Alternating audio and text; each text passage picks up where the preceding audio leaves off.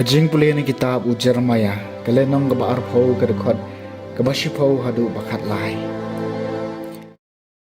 U Jeremiah ulaong ngayok singaw bakipai buhur kia keren siar.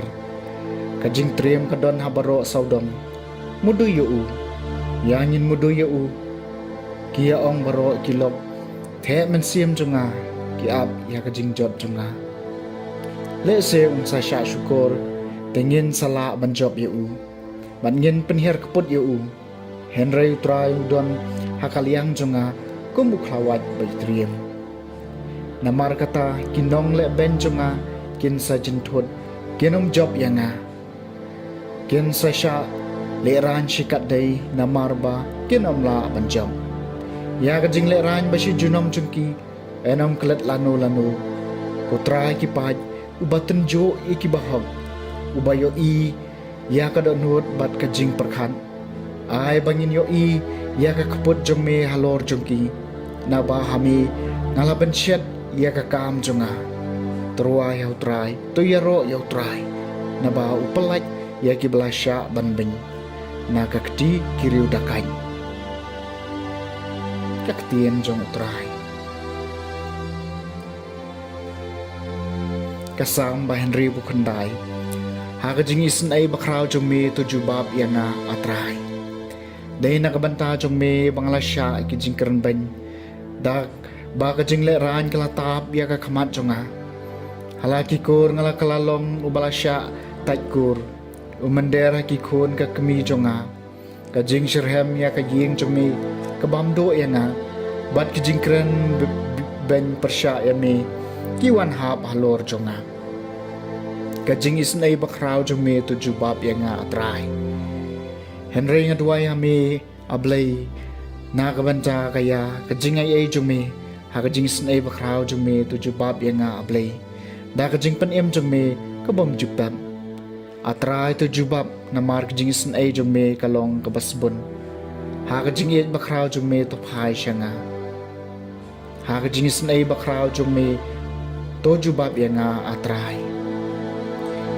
Kibadok habagyo i yaka kin sa kamen bat kidonod bawat blay kin kiim na baw try ngap ya kibakardo bat iben nyalaki jong kibashati amraw to kibneng bat kakendew kin ay kajingero ya kiduriyaw bat baro len kabami haki hakajingis na ibakraw jong me to jubab yanga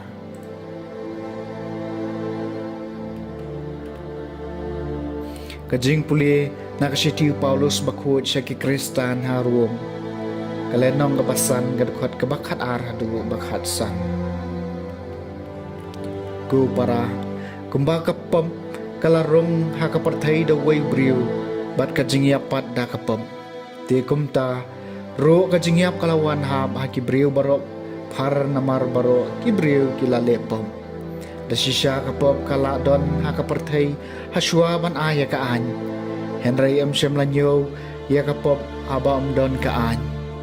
Ban kajingya palasin syar nadu u Adam hadu Moses wat halor kituro kiba kipop jungki kimlongkum kajing penkanyaan u Adam.